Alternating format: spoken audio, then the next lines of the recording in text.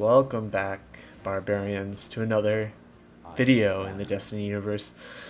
Today, I want to be taking a look at one of the new bows you can get from the seasonal activity Astral Alignment. Now, bows historically in Destiny have been not always top tier, whether it's PvE or PvP, but something players have used for fun or just to make silly builds in the Crucible. And I wanted to take a look at this bow today because I feel like it's a little bit unique. And we'll get into that here shortly. But before we go ahead and dive into the video regarding the bow, what I personally think about it compared to some of the other bows in the game, please do drop a like on the video. That greatly helps me out. If you guys are enjoying the content I've been posting, please make sure to subscribe to the channel, as I'll be consistently uploading videos for your enjoyment. So the bow we're talking about today from Season 15 is the Wolftone Draw. Now, a rather interesting name on the bow, and it's not the hardest hitting bow, but it does do a decent amount of damage. You'll see in the background gameplay here, I'm using it personally in PvP, but you certainly could get a roll for PvE as well. So first or second column, I want to go with whatever your preference is, any kind of stat boosting choices there in those columns. Now for a masterwork, unfortunately on mine, I do have stability, so it's not an absolute god roll. I would prefer draw time. I'm not sure if you can get velocity. So having the draw time masterwork on this could of course make it better. You just are going to shoot a little bit faster. Looking over to column 3 now, we have impulse amplifier, archer's tempo, shoot to loot, sneak bow, Enciago, something along those lines, one of the new perks, and threat detector. Now, a couple options here. For PvP, I think the top two options are the best two, impulse amplifier and archer's tempo. I personally have impulse amplifier on my bow, and then I think the next best perk is archer's tempo. Rapidly getting precision hits decreases your bow's draw time. Another fantastic perk. And then my third choice here would really be the fourth one in the column, which is sneak bow. When shooting while crouched, you don't trigger the radar ping. I think that's very valuable and highly underrated.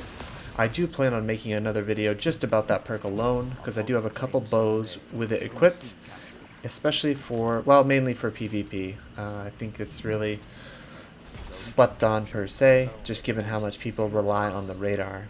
So keep that in mind. And moving over to column 4, kind of the creme de la creme of the bow. I personally don't think there's a bad perk in this column. I would say the worst perk, in my opinion, and someone could certainly prove me wrong, is something like Cornered, the 5th one in the column. The first one being that new perk, Adagio, which, getting kills with this weapon decreases the draw time, but increases the lethality. Second one, Dragonfly, very nice in PvE on a bow. My favorite bow of all time is Tyranny of Heaven from the Last Wish raid. Comes with Sneak Bow and Dragonfly. It just absolutely wrecks PvE enemies. Frenzy as the third option here. Harmony, which I'll go back to, and Demolitionist, which you can't really go wrong with Demolitionist. I mean, it just works. It provides value as a perk, which is nice. I'm not the biggest fan of perks that don't provide value until after something is triggered. However, having said that, my bow has Harmony in the 4th slot, so increasing this weapon's damage after you get another weapon's kill. And kind of my thought process here, I'm pairing it with Traveler's Chosen, is, one, you do damage to somebody with a bow. That's not going to kill them unless you have a swashbuckler build or something like that. But this can finish them off. And then I was also trying to unlock the catalysts, so additional points there, multi-use purposes. But as I'm getting kills with the sidearm from finishing off with the bow, I can inhale or absorb that to decrease my abilities, which Destiny's really comes down to about spamming abilities, if you didn't know. Which truly it is. And then because I've gotten the kill with Traveler's Chosen, I can swap to my bow and then have increased damage, which is really nice. I think this is Iron Banner, so some of the damage numbers you'll see in the game are a little bit inflated, granted, you know, depending on who I'm battling. The most I did, I think, was 193. I have no idea how many light levels that is above. Unfortunately, I got all my gameplay from Iron Banner, but I'll certainly be playing this in Control as well and taking a look at it. Now, for the most part, I'm not... Historically, I haven't been I just haven't used bows that much. Now, this one, for some reason, it just... Everything I liked everything about this bow. I will certainly be pulling more bows out of my vault and trying them out in PvP. In PvE, you know, this season, another nice thing about this bow and a reason to get it with Dragonfly or whatever perks you personally want on it is that we do have overload rounds to stun champions, and bows, in my opinion, are the best weapon to do that, aside from, or in addition to, something like an artifact mod with a melee or grenade can stun the champion. I think those are the best two options. So another reason to get a high quality bow this season, and the rolls you can get on this bow are pretty unique. It is not all bows you can get Dragonfly on, so that's something to keep in mind. I just get way too cocky there trying to fight that Titan. Looking at bows in the past, we've had Archer's Tempo, Rampage combinations. You know, we've had the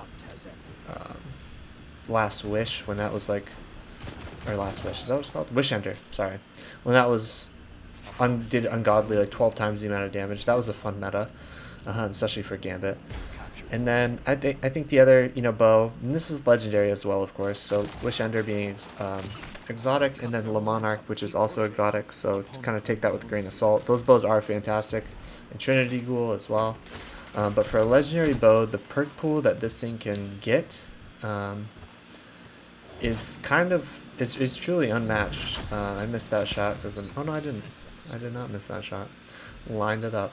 I'm using some bow mods like bow targeting, unflinching bow aim, which I think are very helpful in this sense. And truly, where you can get some added value out of your bows, especially well in anywhere in the Destiny universe, is equipping quick access sling. And if you don't have that, I'm sure either Ada or the Gunsmith at some point will have that in rotation in order for you to pick up that mod so you can equip it to your bows. So essentially, once you shoot your one bow, you can quickly swap to your sidearm or whatever you're holding in your primary slot in order to finish an enemy off or what have you. Now looking at some Crucible gameplay here, nothing too crazy. Another reason I really like bows is the ability to do damage and then get immediately behind cover. I think there's a lot of value in that in PvE and PvP. That's kind of overlooked. You know, if you're long range, and the nice thing now, especially in Season 15, you know, last season even bows had a finite amount of ammo, as did all weapons. And now that they're unlimited, you can just fire away. Of course, this is going to be more helpful in things like Grandmaster Nightfalls or you know, other PvE endgame activity like raids, but still very nice nonetheless to just not have to think about whatsoever. And I'm sure many of you watching this will get this bow anyway just from playing the new activity. It's something new to do in the game, so, and there's not that much, not that many items to get, so really whatever role you want, and with a finite number of options from column 3 and column 4, I have no doubt that you can certainly get whatever role you're looking for out there in the loot pool. And another way you can, of course, get this weapon is if you have Umbral engrams and you've got Parallax Trajectory, enough of the seasonal currency saved up, you can go to the Helm and focus that engram on bows, and I forget what else it can drop with, but bows and something else, so you can specifically try to go for that God roll as well, even if you don't play the new 6-player activity, which is another fantastic way to really target your loot and go after what you want. Alright, that pretty much brings us to the end of this recap on why Wolftone Draw, I believe, is one of the best, if not the best, legendary bow in the game. For its overall utility, its small perk pool, where you can get the god roll you want, and the rolls are very strong. I'll still be going for one with a draw time masterwork personally. Highly suggest you getting one. Curious on to what your thoughts are on bows in general and how they interact in the game. And if you guys did enjoy this video, I hope to see you in the next one. Peace out, barbarians. Zone A captured. Zone B captured. 2 zones are yours.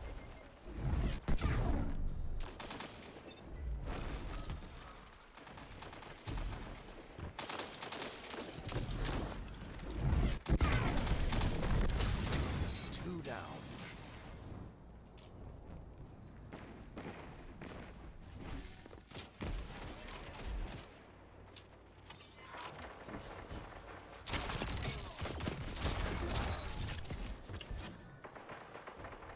Your opponents have nearly won.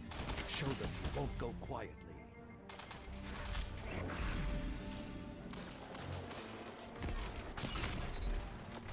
Zone A lost. 3 minutes left.